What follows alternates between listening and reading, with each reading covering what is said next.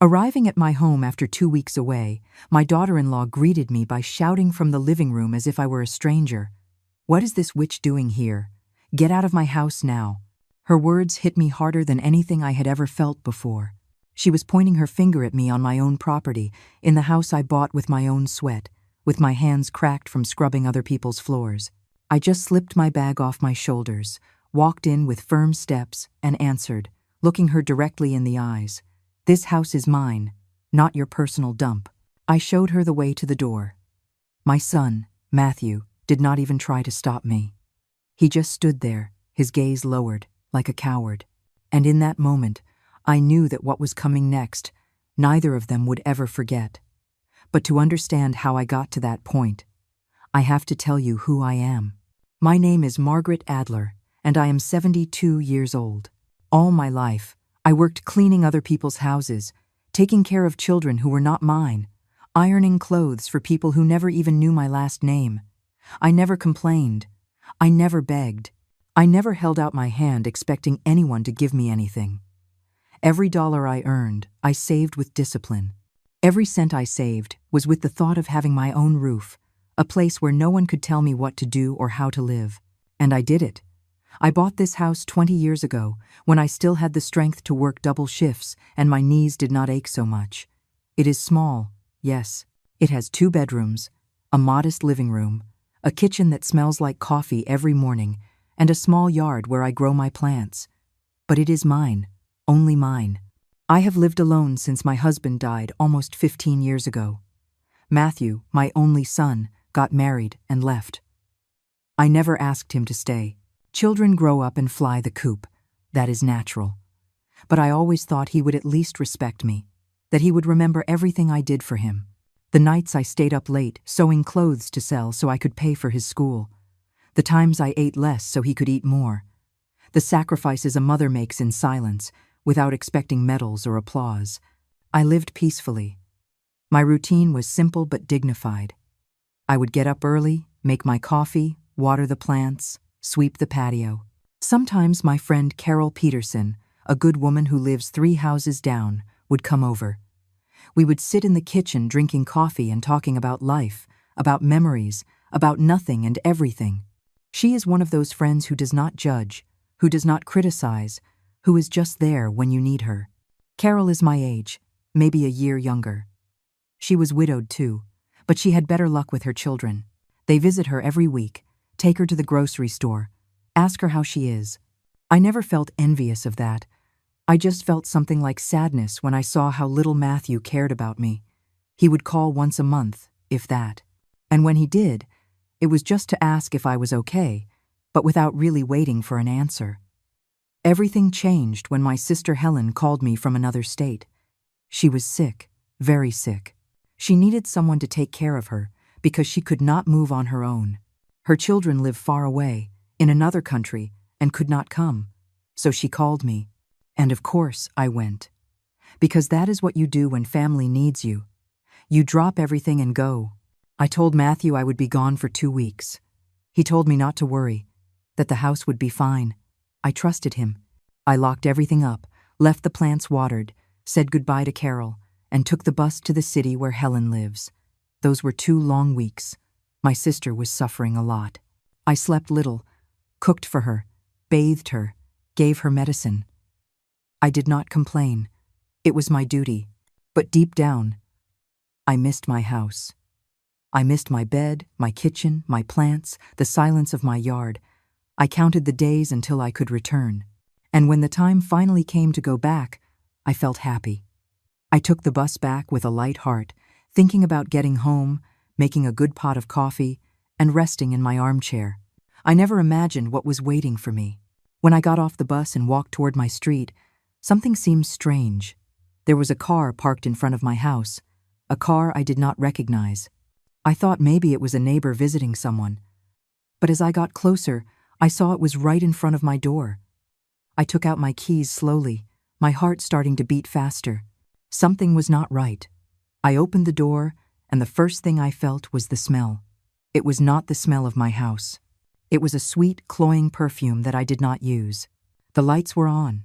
There were shoes in the entryway. women's shoes that were not mine. I stood there, my bag hanging from my shoulder, trying to understand what was happening. I walked slowly toward the living room, and there he was, Matthew, my son, sitting in my armchair, watching television as if nothing was wrong. He turned around when he heard me come in and looked at me with an expression I could not decipher. It was not surprise. It was not joy. It was something like discomfort. "Mom," he said softly, "I was not expecting you today." "What do you mean you were not expecting me?" I replied. "I told you I was coming back today." "What is going on here, Matthew?" He did not answer. He just got up and scratched the back of his neck, nervous. And then I heard it. A woman's voice coming from my bedroom. My bedroom. The most sacred place in my house.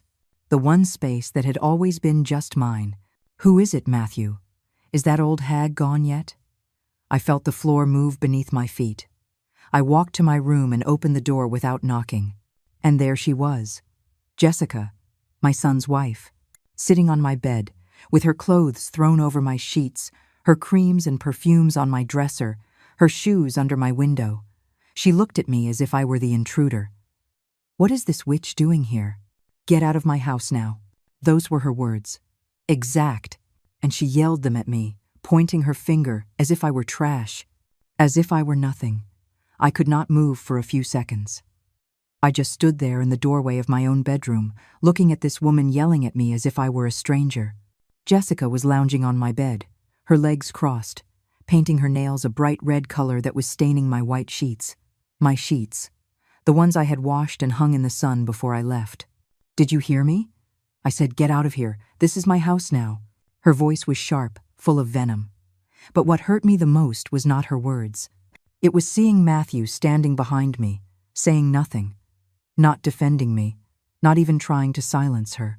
He just stared at the floor like a scolded child, his hands in his pockets. "Matthew," I said, without taking my eyes off her, "are you going to explain what this means?" He swallowed and cleared his throat. "Mom, it is just. We needed a place to stay. Just for a few days. The apartment where we were living. We had problems with the landlord. He asked us to leave. I thought since you were not here, we could stay here until we found something." "Until you found something?" I repeated slowly, feeling the anger start to rise from my stomach to my throat. "And it did not occur to you to call me? To ask for my permission?" "We just did not want to bother you," he mumbled. "We knew you were busy with Aunt Helen." Jessica let out a dry, scornful laugh. "Oh, please. You do not have to give her explanations, Matthew. This house is empty most of the time. What difference does it make if we use it?" I felt something inside me break. It was not an explosion. It was something deeper, like a silent crack opening in the center of my chest. I walked slowly to the dresser and saw all her things there. Her expensive creams, her imported perfumes, her makeup scattered across the wood I had cared for years. I opened the closet and saw her clothes hanging next to mine. Dresses, blouses, shoes thrown in the bottom. Everything mixed together as if she had a right to be there. I turned and looked at her steadily. She was still painting her nails, as if none of this mattered to her. As if I did not exist. "This house is mine," I said, my voice firm but calm. "I bought it with my work, with my sweat, with years of sacrifice. And you have no right to be here without my permission." She looked up and stared at me with a mocking smile. "Oh, really? And what are you going to do? Kick me out? Please, lady, I am your son's wife. We are family. You should be happy to help us." I did not move. I just watched her in silence, feeling how each of her words stabbed into me like tiny needles. But I was not going to give her the satisfaction of seeing me cry. I was not going to shout. I was not going to beg her to leave. Because I knew that in that moment, if I lost control, she would win. I took a deep breath and turned to Matthew. "I want you to get your things out of my bedroom. Right now." "Mom, please," he said in a weak voice. "Just let us stay a few more days." "I promise I will." "I do not care what you promise," I interrupted him. "I want you to get everything out of here. This is my house, and if you are going to stay, it will be under my rules. But my room is mine. No one sleeps there except me. Jessica got off the bed with a sharp movement. Your rules? Who do you think you are? We are here because Matthew is your son. You have an obligation to help us. I have no obligation to you, I replied, looking her straight in the eye. And if you think I am going to let you disrespect me in my own house, you are very mistaken. She took a step toward me, her arms crossed, and that look of superiority that made me sick. Matthew did nothing. He just stood there, like a useless shadow. And in that moment, I understood something I had never wanted to accept. My son was not the man I thought I had raised. He was a coward. A man with no backbone who let his wife humiliate me without lifting a finger. Fine, I said finally. Stay. But get your things out of my bedroom right now. Or I will. Jessica laughed in my face. You are not going to do anything, lady, because if you do, Matthew will have to choose. And believe me, he is not going to choose you. Her words hurt more than I could have imagined. Because I knew she was right. Matthew was not going to defend me. He was not going to put her in her place. He was not going to do anything. And that was the saddest part of all. I left the bedroom without another word. I walked to the kitchen with my legs trembling and my heart pounding in my chest. I sat down in one of the chairs and just stayed there, staring at the table, trying to breathe. I felt that everything I had built, everything I had cared for over the years, was being invaded by someone who did not deserve to be there. I heard their voices from the room. Jessica was yelling at Matthew, telling him I was a bitter old woman, that I had no right to treat her like that he had to put me in my place. And he said nothing. He just listened to her. He just obeyed like a dog. I got up and started walking through the house. I needed to see everything. I needed to understand how far they had gone. I opened the kitchen cabinet and saw that my dishes were mixed with others I did not recognize. Cheap plastic plates she had brought. In the refrigerator, there was food I did not buy. Drinks, sauces, things I never used. Everything was jumbled, disorganized, as if someone had come in to ransack my life. I went to the bathroom and saw her products there too. Expensive shampoos, conditioners, body lotions, all taking up the space where I kept my things. I opened the cabinet and my towels were thrown in the bottom, wrinkled, while hers were folded and arranged on the top shelf. I felt a cold fury run through my body. It was not an explosive rage. It was something worse. It was a deep, silent indignation that made me clench my teeth and ball my fists. But I was not going to shout. I was not going to beg. I was not going to plead for them to leave. Because I knew that was exactly what she wanted. She wanted to see me weak. She wanted to see me broken. I went back to the living room and sat in my armchair. Matthew came out of the room with a tired look on his face that did not stir any pity in me. He sat across from me and tried to speak. Mom, I do not want to hear it, I said without looking at him. I do not want your excuses. I just want to know one thing. How long were you planning to stay here without telling me? He looked down. I do not know. A couple of weeks. Maybe, until we got money for another place. And then what? Were you going to disappear without letting me know? Were you going to let me come back and find my house empty, as if nothing had happened? It is not like that, Mom. I was going to talk to you. I swear. Your oaths are worthless, Matthew, because if they were worth anything, you would not be here now. You would not have allowed that woman to talk to me like that. You would not have let her disrespect me in my own house. He did not answer. He just sat there, his hands between his legs, staring at the floor as if searching for something to say but could not find it, and I watched him in silence, feeling how the mother's love I always had for him was beginning to mix with something darker. Disappointment, sadness, contained rage. Fine, I said finally, stay. But this is my house. And here, my rules are respected. Understood? He nodded without looking up. That first night, I could not sleep. I lay awake in my bed, staring at the ceiling, listening to the sounds of my own house that now felt strange. I could hear their voices from the other side of the wall. Jessica was talking loudly, not caring if I heard her. She was laughing, making derogatory comments, and Matthew said nothing to quiet her. He just mumbled things I could not make out. I got up early, as always. I made my coffee in silence, trying to reclaim some sense of normalcy. But when I opened the cupboard to get my favorite mug, it was not there. I looked for it in the sink, in the drying rack, and found it thrown in the dishwasher, dirty, with lipstick stains on the rim. Jessica had used it. I felt something hot rise in my chest. It was not just a mug. It was my mug, the one I had used every morning for years. The one my husband gave me for our anniversary. And she had used it without asking, without care, as if everything that was mine was also hers. I washed it carefully, breathing deeply, trying to calm down. But every second that passed, it became harder to control what I was feeling. I made my coffee and sat at the kitchen table, looking out the window at the yard. My plants were still there, but they looked neglected. No one had watered them in 2 weeks. The leaves were dry, some fallen on the dirt. I went out to the yard and began to water them one by one. It was the only thing that calmed me in that moment. Feeling the soil between my fingers, watching the water soak the roots, taking care of something that depended on me. While I was doing it, I heard the door to their room open. Jessica came out in a robe, her hair loose, yawning as if she owned the place. She walked into the kitchen without greeting me. She opened the refrigerator and took out the carton of milk I had bought before I left. She poured herself a glass without asking and drank it, standing there, watching me through the window with an annoyed expression. "Do you always get up this early?" she asked in a mocking tone. "You make noise. You do not let me sleep." I did not answer her. I kept watering my plants, ignoring her, but she was not willing to leave me in peace. "Besides, this house is freezing. I do not know how you can live like this." "Matthew," she yelled toward the room, "you have to fix the heat. It is freezing in here."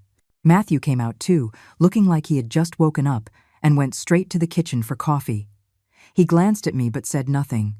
He just prepared his mug and sat at the table, avoiding my gaze. I came in from the yard and sat across from him. Jessica remained standing by the sink, arms crossed, watching us as if waiting for me to do something she could use against me. "Matthew," I said calmly, "we need to talk." He nodded without looking up from his mug. "Yeah, Mom. How much money do you have saved to find another place?" He was quiet for a few seconds, stirring his coffee with the spoon unnecessarily. "Well, not much. We are a little tight right now." "How much?" I insisted. "I do not know. About $200. "Maybe," Jessica snorted. "And what are we going to do with that? That is not even enough for a security deposit on an apartment. You know what the rents are like these days, lady. Everything is outrageously expensive." "I did not ask for your opinion," I replied without looking at her. "I am talking to my son." She laughed sarcastically. "Oh, right. Because he is your perfect little boy, is not he? Well, let me tell you something, lady. Your perfect little boy does not have a stable job. And if it were not for me, he would be sleeping on the street." I felt my blood boil, but I held back. I took a deep breath and looked at Matthew again. "Is that true? You do not have a job?" He shrugged. "I lost the last one 2 months ago. I am looking, but it is not easy. Everyone wants experience in things I do not know how to do." "And what have you been spending your time on these last 2 months?" I asked in a firm voice. "Looking for work. Mom, I swear, I have sent out resumes. I have been to interviews. But nothing comes through." Jessica interrupted again. "That is why we need to stay here. We have nowhere else to go. And you live alone in this big house. I do not understand what the problem is." "The problem," I said, getting up from the chair and looking her straight in the eye, "is that you entered my house without my permission. The problem is that you treat me as if I am the intruder. The problem is that you do not have a shred of respect for me or for what is mine." She held my gaze with a cold smile. "Oh, please, do not play the victim. You should be grateful your son still remembers you. Because as unbearable as you are, I would not visit even if you paid me." Those words were like a punch to the gut. I looked at Matthew, waiting for him to say something, to shut her up, to defend me. But he just sat there, silent, staring at his coffee as if it were the most interesting thing in the world. And in that moment, I knew. I knew I would get no help from my own son. I knew he had chosen, and he had not chosen me. I turned and left the kitchen without another word. I went to my room and locked the door. I sat on the bed and stayed there, breathing slowly, feeling the tears wanting to come, but I did not let them. I was not going to cry. I was not going to give that woman the pleasure of seeing me broken. I took out my phone and called Carol. I needed to talk to someone. I needed someone to tell me I was not crazy, that I was not exaggerating. "Margaret?" she answered, her voice warm. "Are you back?" "Yes, Carol, I am back. But I need you to come over. Please." "What happened?" She sounded worried. "I cannot explain it over the phone. Just come. I need you." She did not ask any more questions. She told me she would be at my house in half an hour, and she hung up. I sat on the bed, staring at the locked door, listening to the voices of Matthew and Jessica in the living room. She was still talking loudly, complaining about everything, that the house was old, that the furniture was ugly, that the bathroom needed remodeling, and Matthew said nothing. He just listened. I felt a sadness so deep I could barely breathe. Was this how it was all going to end? After everything I had worked for, everything I had sacrificed for my son, this was how he was going to repay me? By letting his wife humiliate me in my own house? When the doorbell rang, I got up quickly and went to open it. It was Carol. She was holding a bag with pastries and had a worried look on her face. "What happened, Margaret?" she asked as soon as she walked in. I hugged her without saying anything, and she hugged me back, tight, without asking. We stood there in the entryway for a few seconds, and I felt that at least I had someone on my side. "Come on," I said. "Let's go to the kitchen. I will make you some tea." We walked to the kitchen, and when we entered, Jessica was still there, sitting at my table, painting her nails again. She looked up and glared at us. "Who is this?" she asked, without even a greeting. Carol looked at me, confused, but I touched her arm to calm her. "She is my friend," I answered Jessica coldly. "And she has more right to be here than you do." Jessica let out a fake laugh. "Oh, how funny. Now you are going to bring your little friends over to defend you? Pathetic." Carol took a step forward, but I stopped her. "She is not worth it," I whispered. "Let's go to the yard." We both went out to the yard and sat in the plastic chairs I had there. Carol looked at me, waiting for an explanation, and I did not even know where to begin. "Margaret, what is going on? Who is that woman?" "She is my daughter-in-law," I said in a tired voice. "Matthew's wife. They moved into my house while I was gone, and now they do not want to leave." Carol stared at me in silence, processing what I had just told her. I saw her expression change from confusion to indignation. She pressed her lips together and shook her head, disbelieving. "Are you telling me they came in without your permission?" she asked in a low, firm voice. "And Matthew let that woman talk to you like that?" I nodded without saying anything. The words were stuck in my throat. Carol took my hand in hers and squeezed it hard. "Margaret, this is not right. You cannot let them treat you like this in your own home. You have to put a stop to it. I know, Carol, but I do not know how to do it without everything exploding. He is my son. I do not want to lose him." She looked at me with those eyes full of wisdom that only come with age. "You already lost him, Margaret. The Matthew you raised would not let anyone disrespect you. That man in there is not your son anymore. He is her husband." Her words hurt because they were true. Matthew had changed since he married Jessica. He used to call more often, come to visit me. He would ask me how I was. But ever since she appeared in his life, everything was different. The visits became shorter, the calls more spaced out. And when he did come, she always found some excuse to criticize something, that my house was small, that my furniture was old, that I cooked with too much salt. At first, I thought she was just adjusting to her new life, that it was normal for him to put his wife first. But now I realized it was not adaptation. It was submission. Matthew had become someone I did not recognize. "I am not going to beg them to leave," I told Carol, my voice firm. "I am not going to yell or fight, but I am not going to let them keep disrespecting me either." "So, what are you going to do?" she asked. I was quiet for a few seconds, thinking. Looking at the plants I had watered that morning, feeling the warm sun on my face. And then I knew exactly what to do. "I am going to make their lives impossible," I said in a low voice. "I am going to make them regret ever setting foot in my house without permission. Not with shouting, not with fights, but with actions." I am going to show them that this house has an owner, and that owner is me. Carol looked at me with a mix of concern and admiration. Be careful, Margaret. That woman looks like she is capable of anything. I know. That is why I am not going to give her any reason to play the victim. Everything I do will be within my rights. This is my house, and I am in charge here. We stayed in the yard a while longer, drinking the peppermint tea I had made with the last of my mint leaves. We talked about other things, trying to distract ourselves. Carol told me about her grandchildren, about a neighbor who had fallen, about the daily life I had left behind for those 2 weeks. But my mind was elsewhere. I was planning every move. When Carol left, I went back into the house. Matthew was watching television in the living room. Jessica had gone out. He told me without me even asking. She went to the grocery store. I sat in the armchair across from him. We need to talk, I said. He turned off the television and looked at me with that scolded child face that irritated me so much now. Tell me, Mom, I want you to understand something very clearly, Matthew. This is my house. I paid for it.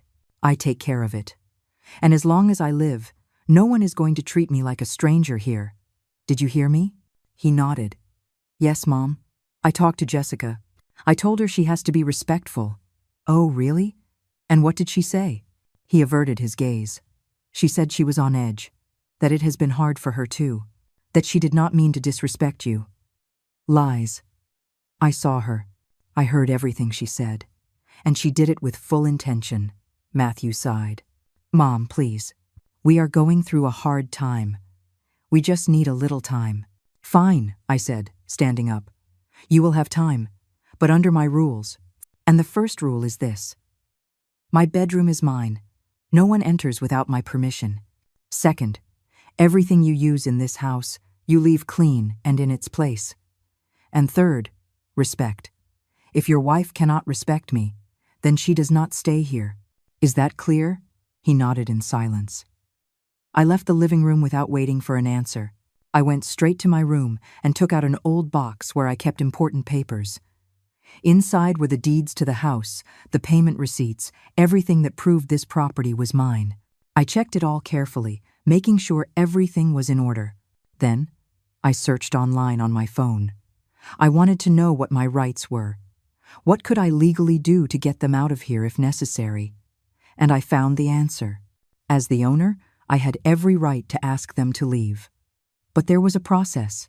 I had to give them written notice, an eviction notice. That same afternoon, I went to an office supply store downtown. I bought padlocks, 5 padlocks with their keys. I also bought a folder and some paper. I was going to do everything right, everything legally. Nothing she could use against me. When I got back home, Jessica had returned. She was in the kitchen cooking something that smelled strong and unpleasant. I walked past without greeting her and went straight to my room. I closed the door and started writing. I wrote a formal letter addressed to Matthew and Jessica. I gave them 3 days to vacate the property. I explained that they had entered without my consent and that they had no lease agreement. Everything was worded calmly, without insults, without emotion, just facts. When I finished, I walked to the local library and printed 2 copies, one for each of them. I returned home and put them on the living room table, where they could not ignore them. That night, during the dinner I made just for myself, Matthew found the letters. I heard him talking to Jessica in low, surprised voices. Then he knocked on my bedroom door. Mom, can I come in? No, I answered from inside. Whatever you have to say, you can say it from there. Is this for real? He asked, his voice trembling. You are going to kick us out? It is for real. You have 3 days. Mom, please, we have nowhere to go. You should have thought of that before you entered without permission. Before you disrespected me. Before you let your wife treat me like trash. He was quiet for a few seconds. Then I heard his footsteps moving away. And then the voices. Jessica was screaming, furious. She said I was a bitter old woman, that I was going to regret this, that she was going to sue me for mistreatment. Matthew tried to calm her, but his voice sounded weak, defeated. I sat on my bed, listening to it all, and I did not feel guilt. I did not feel sadness. I just felt something like relief. For the first time in days, I had done something. I had taken control. The next morning, when I left my room, the house was silent. Matthew and Jessica were still asleep. I went to the kitchen and made my coffee, as always. But this time, when I opened the cupboard, I took out the padlocks I had bought. I started with the pantry. I took out everything that was mine and stored it in my room. I left only the things they had brought. Then I put the padlock on the pantry door. I did a similar thing with the cabinet, where I kept my good dishes, my pans, my quality pots. I left out only the basics, and I padlocked it. When I got to the refrigerator, I hesitated for a moment, but then I remembered how Jessica had used my milk without asking, how she had filled my fridge with her things without permission, so I took out everything that was mine, and I put a padlock on the refrigerator too. I was finishing when I heard footsteps. Matthew came out of his room and stood in the kitchen doorway, looking at the padlocks with a confused face. "Mom, what did you do?" "I protected what is mine," I replied calmly. "If you are going to be here, you will use only your things, not mine." "But how are we going to cook? How are we going to eat?" "That is your problem, Matthew, not mine." Matthew just stood there, staring at the padlocks as if he could not believe what he was seeing. He opened his mouth to say something, but closed it again. He did not know what to argue, because deep down, he knew I was right. This was my house, and if they wanted to stay, they were going to respect my things. Jessica came out minutes later, still in her pajamas, hair messy, and an angry look on her face. When she saw the padlocks, her expression changed from surprise to fury in a second. "What is this?" she yelled, pointing at the fridge. "Are you crazy? How are we supposed to store our food?" "Not my problem," I answered without getting upset. "You can buy a mini fridge if you want, or eat out, but my things are mine." She took a step toward me with clenched fists. "You cannot do this. It is inhumane. Matthew, say something to your mother. Tell her she is acting like a lunatic." Matthew just looked down. He said nothing, and that infuriated her even more. "You are useless," she yelled at him. "Your mother is humiliating you, and you just stand there like an idiot. Do something." I left the kitchen and went to the bathroom. I closed the door and splashed cold water on my face. I could hear her screaming from in there. Jessica was insulting, threatening, crying with rage. Matthew tried to calm her with soft words that were useless, and I looked at myself in the mirror. I saw a 72-year-old woman who had worked her whole life, a woman who had raised her son alone, a woman who did not deserve to be treated like this. I dried my face and left the bathroom. I walked through the living room without looking at them and went straight to my room. I locked the door and sat on the bed. I took out my phone and looked up the number for a lawyer a neighbor had recommended to me years ago. I dialed and waited. "Good morning," a professional voice answered. "Law offices of Thompson and Associates." "Good morning. I need to consult about an eviction. Do you have any availability today?" They gave me an appointment for that same afternoon. I hung up and took a deep breath. This was serious. There was no turning back now. The rest of the morning was tense. Jessica locked herself in the room she shared with Matthew and did not come out. He stayed in the living room, watching television without paying attention. I got ready, put on my best dress, the one I wore for important occasions. I combed my hair carefully and put on the earrings my husband had given me. I wanted to feel dignified. I wanted to remind myself who I was. Before leaving, I knocked on their door. "Matthew," I said, "I'm going out. I will be back in a few hours." "Where are you going?" he asked from inside. "I have an appointment." "That is all you need to know." I did not wait for an answer. I grabbed my purse and left the house. I walked to the bus stop, feeling the sun on my face. It was a beautiful day. The sky was clear, and there was a soft breeze moving the leaves on the trees. I sat on the bench to wait and closed my eyes for a moment. I thought about everything that had happened, about how my life had taken such a drastic turn in just a few days. But I also thought about what I was doing, and I knew it was the right thing. I was not being cruel. I was not being vengeful. I was just defending what was mine. The bus arrived, and I got on. I paid my fare and sat by the window. I watched the streets go by, the houses, the people walking with their normal lives, and I wondered how many of those people were also fighting silent battles. How many were also being disrespected in their own homes. I arrived at the law office half an hour later. It was a small but clean building in the center of the city. I went up the stairs to the second floor and knocked. A young secretary greeted me with a kind smile. "Mrs. Adler?" she asked. "Yes, that is me. Mr. Thompson is waiting for you. Please, come in." She led me to a small office where a man in his 50s was sitting behind a desk full of papers. He stood up when I entered and offered me his hand. "A pleasure to meet you, Mrs. Adler. I am Mark Thompson. Please, have a seat." I sat across from him and explained the whole situation. I told him about my trip, the return, about finding Matthew and Jessica living in my house without permission. I told him about the humiliation, the insults, the contempt. He listened attentively, taking notes. "I understand," he said when I finished. "This is a clear case of occupation without consent. As the owner, you have every right to demand they vacate the property." "How long does that process take?" I asked. "It depends. If they refuse to leave voluntarily, we would have to file a formal lawsuit. That can take weeks, even months. But there is a faster way, which is an expedited eviction order. It is filed when there is conflict in the cohabitation and the owner feels threatened or disrespected in her own home. With the right evidence, a judge can order the eviction in a matter of days. What evidence do I need? Witnesses, if there are any. Text messages, recordings, anything that proves the mistreatment.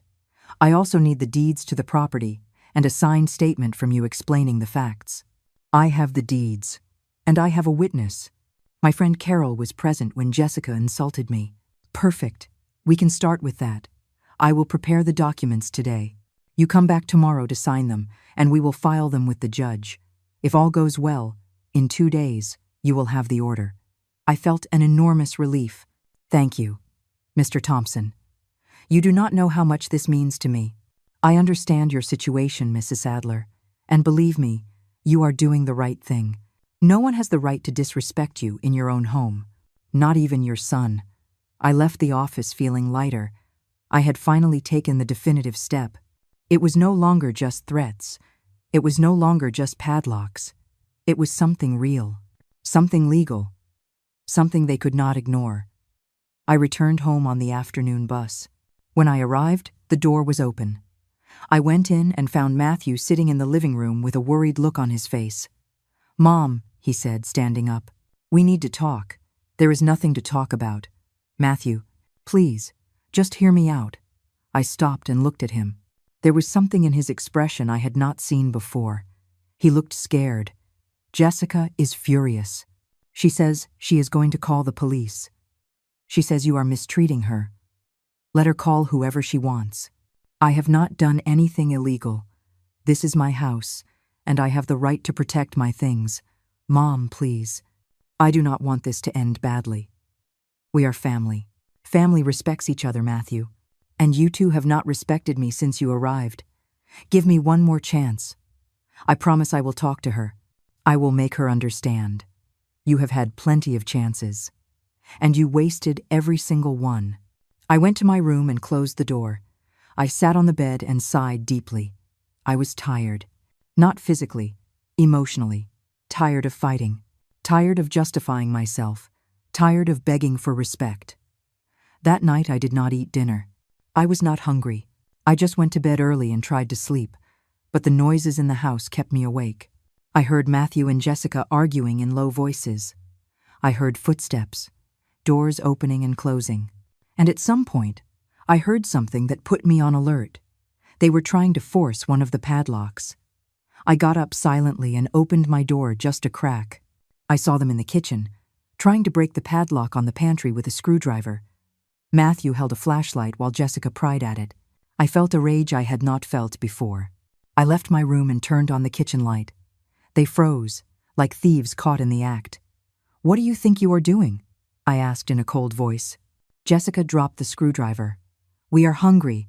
You will not let us use anything. What do you expect us to do?" "I expect you to have respect. But I see that is impossible for you. Matthew tried to explain. Mom, we just wanted. Get out of my kitchen. Now. They did not move. Jessica looked at me with pure hatred in her eyes. You are a cruel old woman. I do not know how Matthew can be the son of someone so evil. And I do not know how my son could marry someone as trashy as you. We stood there, staring at each other. Matthew was between us, not knowing what to do, and then Jessica took a step toward me. Jessica took a step toward me with her fists clenched and her jaw tight. For a moment, I thought she was going to hit me, but I did not back down. I stood firm, looking her straight in the eye, without fear, because I knew if I showed weakness, she would use it against me. Go ahead, I said in a calm voice. Touch me. Give me one more reason to call the police. She stopped. Her chest rose and fell with ragged breaths. Her eyes shone with rage, but she knew I was right. Anything she did now would only worsen her situation. Matthew grabbed her arm. Come on. Jessica, it is not worth it. She shook him off roughly. Do not touch me.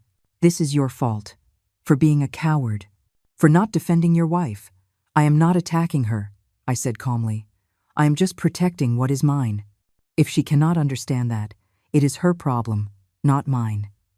Jessica shot me one last look full of hatred and stormed out of the kitchen.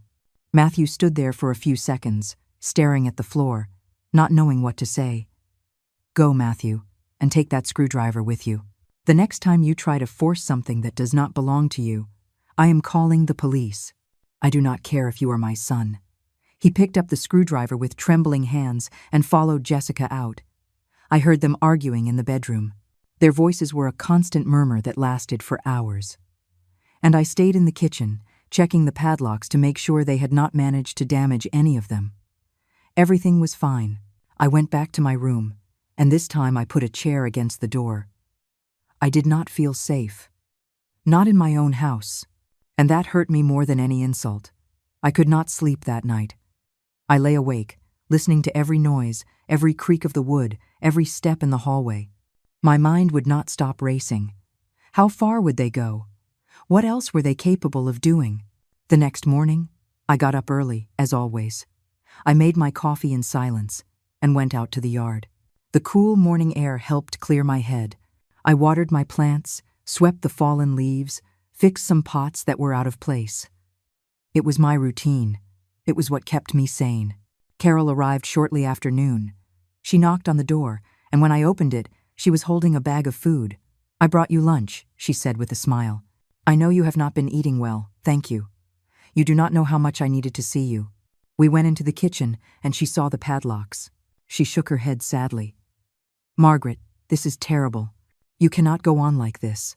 I know. I went to a lawyer yesterday. I am going to file for an eviction order. Really? Carol asked. Really? I cannot take it anymore, Carol. I tried to be reasonable. I tried to talk. But they do not understand. They only understand when it hurts them. She put her hand on my shoulder. I am proud of you. I know it is not easy. But you are doing the right thing. We ate lunch together in the yard, far from the room where Matthew and Jessica were still holed up. We talked about everyday things, trying to distract ourselves. But I could not stop thinking about what was coming. When Carol left, I went back into the house. I had to go to the law office to sign the papers. I got ready again. I put on the same dress as yesterday because it was the only one that made me feel strong. I took my purse and left without telling anyone. At the office, Mr. Thompson already had everything prepared. He showed me the documents. He explained every point, every clause. I read everything carefully before signing. With this, Mrs. Adler, we can file the order tomorrow morning. The judge will review it, and if everything is in order, he will approve it that same day. Then an officer will come to deliver it personally. From that moment, they have 48 hours to vacate. And if they do not? I asked. Then the police intervene. But believe me, when they see the official order, most people leave. They do not want legal trouble. I signed all the papers with a steady hand. Every signature was one step closer to getting my peace back, to getting my house back, to getting my dignity back. Thank you, Mr. Thompson, for helping me. It is my job, ma'am. But it is also the right thing to do. No one deserves to be mistreated in their own home. I left the office feeling like I had made the definitive decision. There was no turning back. In 2 days, 3 at most, they would be out of my house. When I got back, the house was silent. I thought maybe they had gone out, but when I passed their room, I heard low voices. They were there, planning something, probably. I went to the kitchen and unlocked my private pantry. I took out rice, beans, a little chicken I had saved. I cooked for myself alone. The smell filled the house, and I knew they were smelling it. I knew they were hungry, but I did not care. When I finished cooking, I served myself a plate and sat down to eat at the kitchen table.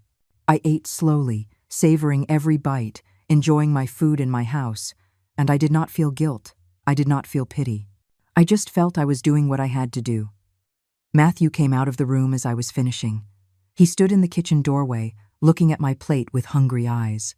"Is there anything for us?" he asked in a small voice. "No," I replied without looking at him. "There is a corner store. You can buy something there. Mom, we do not have any money." "That is not my problem, Matthew. You decided to stay here without my permission. Now you face the consequences. But we are your family. Family is earned with respect, not just blood." He was quiet for a few seconds. Then he asked something I was not expecting. "Why do you hate us so much?" I looked up and met his gaze directly. "I do not hate you, Matthew. I would hate you if I still cared about you. But I do not. I do not care if you are hungry. I do not care if you are uncomfortable. I do not care if you feel humiliated. Because I have felt all of those things since you arrived, and you did not lift a finger to stop it." His eyes filled with tears. "I am sorry, Mom. I am really sorry. Your apologies are too late, son. Far too late." He turned and went back to the room. I heard him talking to Jessica. She yelled something I did not understand. And then there was silence. I washed my plate, put the leftovers in a container, locked it, and locked everything up again. Every movement was a declaration. This is my house. These are my things. And you are not entitled to any of it. That night I slept a little better, knowing that the order would arrive at any moment, that soon this would all be over, that soon I would have my house back to myself. The next morning, Mr. Thompson called me early. "Mrs. Adler, I have good news. The judge approved the order. They are going to deliver the notice this afternoon." I felt a huge weight lift off my chest. "Thank you. Mr. Thompson, thank you so much. Be prepared for what comes." Sometimes people react badly when they receive these notices. If you feel you are in danger, call the police immediately. I will. Do not worry. I hung up and sat on my bed, breathing deeply. Today was the day. Today everything changed. I got ready with care. I put on my best clothes, did my hair, even put on a little lipstick. I wanted to be presentable when the officer arrived. I wanted Matthew and Jessica to see me as dignified, firm, unbreakable. I waited in the living room, sitting in my armchair, watching the time on the wall clock. Every minute seemed like an eternity. Matthew and Jessica had not left the room all day. They were probably hoping I would give in, that I would get tired of this silent war. But they were wrong. At 3 in the afternoon, the doorbell rang. I got up slowly and went to open it. It was a uniformed man with a folder in his hand. "Mrs. Margaret Adler?" he asked. "Yes, that is me. I have a court notice for Mr. Matthew Adler and Miss Jessica Valverde. Are they at the residence?" "Yes, they are here. Please come in." The officer entered, and I knocked on their bedroom door. "Matthew, Jessica, come out. There is someone here who wants to talk to you." The door opened slowly. Matthew came out first, his face confused. Jessica was behind him, scowling. "Who are you?" she asked when she saw the officer. "I am an officer of the civil court. I am here to serve you with an eviction order." Matthew and Jessica froze. The color drained from their faces. Jessica was the first to react, taking a step toward the officer with an incredulous expression. "What did you say? An order for what?" The officer held out the papers to them. "An eviction order issued by the civil court. The owner of this property, Mrs. Margaret Adler, has requested that you vacate the premises. You have 48 hours from this moment to leave the residence with all your belongings." Matthew took the papers with trembling hands. His eyes scanned the words, not really understanding what he was reading. Jessica snatched them from his hands and began to read aloud, becoming more and more agitated. "This cannot be legal. She cannot just kick us out like this. We are family." The officer maintained his professional tone. "Mrs. Adler is the sole registered owner of this property. You have no lease agreement or document that gives you the right to remain here. The law is on her side. If you do not comply with the order within the established time frame, a forced eviction will be carried out with police intervention." Jessica looked at me with a hatred so intense I could almost feel it physically. "You did this. You are putting us out on the street." "I did what I had to do to get my peace back," I replied calmly. "You had the chance to leave on good terms. You chose to stay and disrespect me. Now face the consequences." Matthew kept staring at the papers as if expecting the words to change. His face was a mask of shock and betrayal. "Mom, you cannot do this. We are your family. You stopped treating me like family the day you allowed your wife to insult me in my own house," I said, looking him straight in the eye. "The day you entered without permission. The day you made me feel like a stranger in the place I built with my own sweat," the officer interrupted. "If you have no further questions, I will leave. The papers have all the necessary information. If you require legal advice, you can consult with an attorney, but I recommend you comply with the order. Good day." He left the house, leaving a heavy silence behind. Matthew just stood there, holding the papers as if they were a death sentence. Jessica, on the other hand, began to pace, breathing heavily, trying to control her fury. "This is unbelievable. This is abuse. I am going to sue her. I am going to call a lawyer, and I am going to sue her for mistreatment, for familial neglect, for everything." "Go ahead," I said calmly. "My lawyer will be waiting for your call. In the meantime, you have 48 hours. I suggest you start packing." "We are not leaving," she said, crossing her arms. "You cannot force us. The police can, and they will if necessary. So you decide. You leave on your own 2 feet with some dignity, or you leave escorted by the police for all the neighbors to see. It makes no difference to me." Matthew finally spoke. His voice sounded broken. "Mom, please, give me a chance. Let's talk. We can fix this. There is nothing left to fix. Son, I have already made my decision, but we have nowhere to go. That is not my problem. You should have thought of that before." Jessica let out a bitter laugh. "You know what? You are right about one thing. You are cruel. You are a cruel, bitter old woman who is going to end up alone. And when you are on your deathbed, no one will be there to hold your hand. No one will cry for you because you pushed away your only family." Her words were meant to hurt me. They were meant to make me feel guilty, to make me doubt, but they did not work anymore.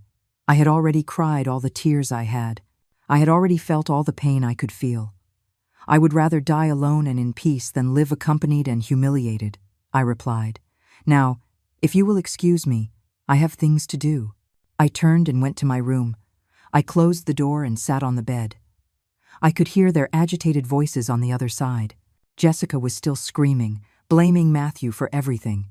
He tried to calm her down without success, and I just breathed deeply, feeling how every second brought me closer to my freedom. That afternoon, I called Carol and told her everything. She came over immediately, worried about how they might react. "Do you want me to stay with you tonight?" she asked. "I do not like you being alone with them, knowing they are desperate." "I will be fine," I told her. "But thank you for worrying.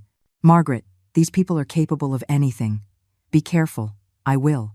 I promise if anything happens, I will call the police immediately." Carol stayed with me until it got dark. We drank tea in the yard, talking about everything except the situation. I needed a moment of normalcy, a breather before what was to come. When she left, I went back inside. The house was strangely quiet. Matthew and Jessica were in their room with the door closed. No voices. No movement. Just silence. I got ready for bed, but this time I locked the door and also put a chair under the handle. I did not feel safe. I did not know what they were capable of now that they felt cornered. The night passed slowly. I slept little, always alert to any noise, but nothing happened. When dawn broke, I got up tired, but relieved that it had passed without incident. I left my room and went to the kitchen. I made my coffee, as always, trying to keep my routine. But everything felt different. The air was heavy, dense, as if the house itself were waiting for something to explode. Matthew came out shortly after. He had deep dark circles under his eyes, and his face was haggard. He looked like he had not slept at all. He sat at the kitchen table and looked at me with pleading eyes. "Mom, I need to talk to you. Please." "There is nothing to talk about, Matthew." "Yes, there is. Please, just hear me out for 5 minutes." I sighed and sat across from him. "You have 5 minutes." He took a deep breath, searching for the right words. "I know I screwed everything up. I know I should have defended you from the beginning. I know Jessica crossed the line, and I was a coward for not putting her in her place. But Mom, please do not put us on the street. Give me one last chance. I swear things will change." "Things do not change, Matthew. People change. And you are not going to change because you do not want to. You chose your wife over your mother, and that is fine. It is your right. But I also have the right to choose myself, and that is what I am doing. But we are your family. Family is not just blood, son. It is respect. It is love. It is mutual care. And you gave me none of that." His eyes filled with tears. "If you kick us out, I will never forgive you. That is your decision. I have already made mine." He stood up from the table abruptly. "Fine. If that is what you want, fine. But do not expect me to come back. Do not expect me to call. Do not expect anything from me ever again. I never expected anything from you, Matthew, except respect, and you could not even give me that." He stormed out of the kitchen, slamming the door. I heard him talking to Jessica, telling her to pack, that they were leaving, that they would never come back. And I stayed sitting in my kitchen, drinking my coffee, feeling a strange mixture of sadness and relief. Sadness for the son I lost. Relief for the peace I would soon regain. For the rest of the day, I heard them packing their things, drawers opening and closing, clothes being stuffed into bags. Abrupt, noisy movements. But they did not come out of the room. They did not talk to me. They did not look at me. I stayed in the yard most of the time, watering my plants, sweeping, tidying up, preparing myself mentally for the moment they would finally leave. When night fell, they were still there. The 48 hours were not up yet. They had until noon tomorrow. And I knew they were going to drag it out until the last second. They were going to make me suffer until the very end. I went to bed early, but I could not sleep. I heard them moving around the house. I heard their whispers. I heard their footsteps. And part of me was afraid they would try something, that they would break something, that they would hurt me in some way. But nothing happened. When dawn broke, I got up, my body aching from being so tense. Today was the day. Today the deadline was up. Today I got my house back. I woke up that morning with a strange feeling in my chest. It was the last day. At noon, the 48 hours would be up. And after that, if they were still here, I would have to call the police. Part of me hoped they would just leave without drama, but another part knew Jessica would not make it easy. I made my coffee in silence. The sun was just beginning to stream through the kitchen window, lighting up the plants in the yard. I sat down to drink my mug slowly, trying to calm my nerves. Today, it all ended. Today I got my peace back. I heard movement in the bedroom, heavy footsteps, the sound of something being dragged across the floor. They were awake, maybe packing the last of their things, or maybe planning something. I did not know what to expect from them anymore. Matthew came out first. He was carrying a box and glanced at me as he walked toward the door. He said nothing, not good morning, not goodbye. He just walked out and put the box in the car they had parked outside. He came back in and repeated the process several times. Every time he passed through the kitchen, he avoided my gaze. I just sat there, watching. I was not going to help them.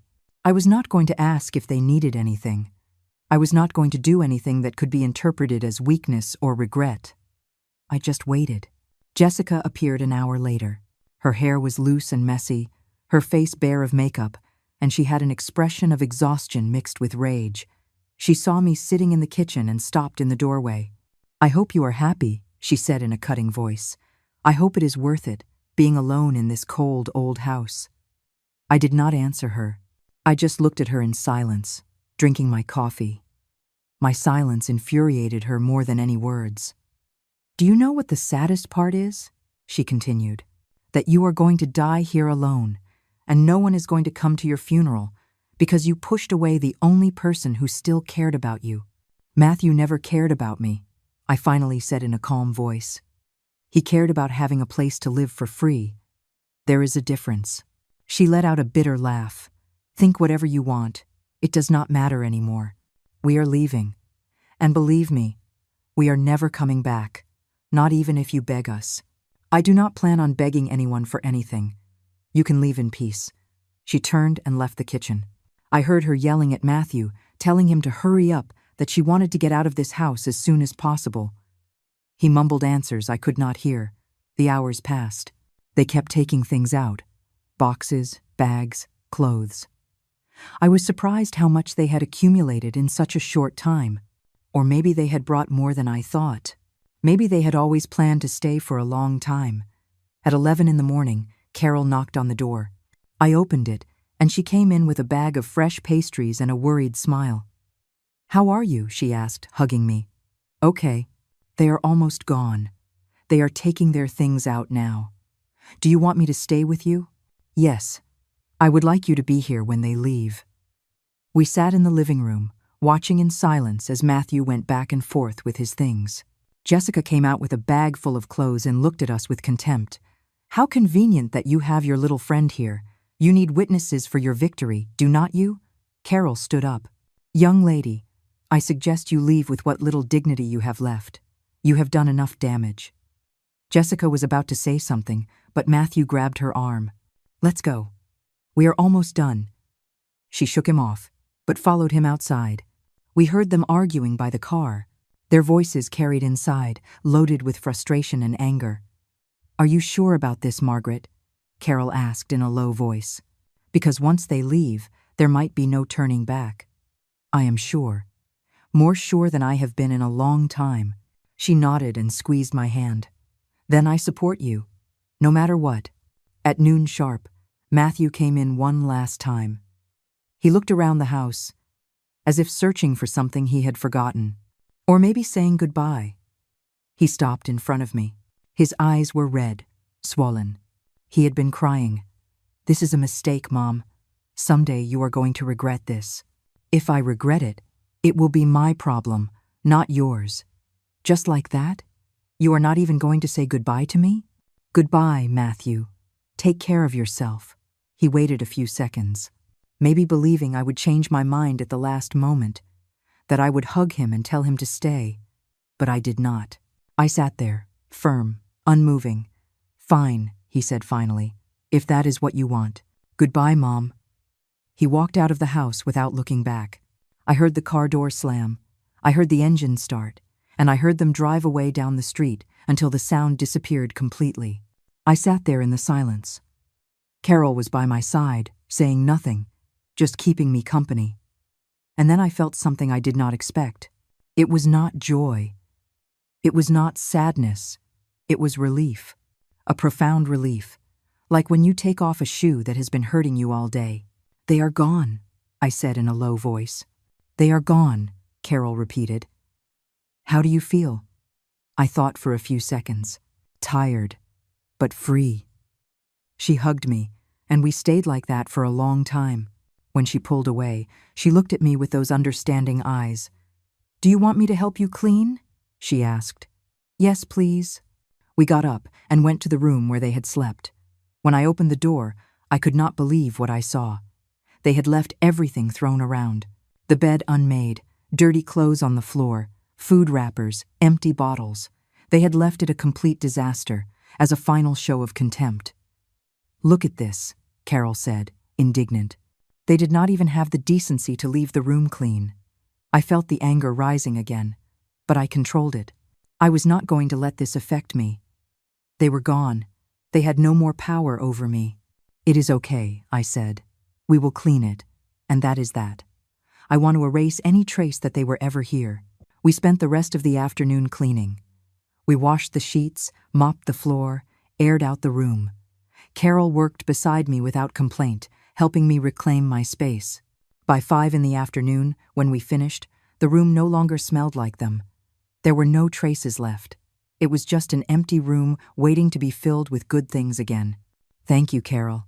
I do not know what I would do without you. That is what friends are for, she replied with a smile. Do you want me to stay for dinner? No, thank you. I think I need to be alone for a while. I need to get used to the silence again. She understood. She hugged me one last time and left, promising to come back the next day. When I closed the door behind her, I stood in the middle of the living room, looking at my house. My house. Silent. Empty. But mine. I walked slowly through each room. I touched the walls. I opened the windows. I breathed in the clean air that came in. And for the first time in days, I smiled. I went to the kitchen and took off all the padlocks. I did not need them anymore.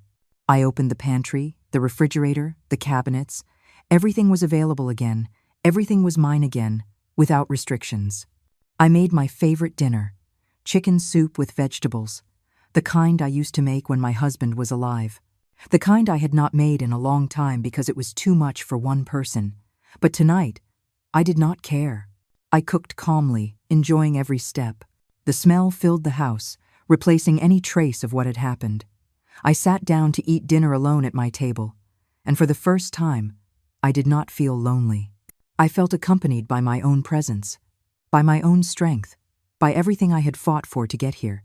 After dinner, I washed the dishes and went out to the yard. The sky was clear, full of stars. I sat in my usual chair and looked up. I thought about my husband, about how he would be proud of me for not letting myself be trampled, about how he would have supported me in every decision. I thought about Matthew, about the boy he was and the man he became. I felt sadness for what we could have been and were not, but I did not feel regret. I did what I had to do. My phone buzzed. It was a text from Carol. You did the right thing. I am proud of you. I smiled and replied, thank you for being there. I stayed in the yard until the night chill made me go inside. I locked everything calmly, turned off the lights, and went to my room. I got into my bed and closed my eyes. For the first time in weeks, I slept deeply, without startling, without fear, without padlocks on the door, because my house was my refuge again, and no one was ever going to take it away from me again. I woke up to the sunlight streaming through my window. I had not set an alarm, but my body woke up on its own, as always. It was 6 in the morning, but this time, something was different. The silence of the house was not heavy or uncomfortable. It was peaceful. It was mine. I stayed in bed for a few more minutes, just breathing, feeling the clean sheets, listening to the birds singing outside. For the first time in a long time, I did not feel that knot in my stomach when I woke up. There were no voices to fear, no scornful looks waiting for me. There was just me and my home. I got up slowly and went to the kitchen. I made my coffee calmly, enjoying every step.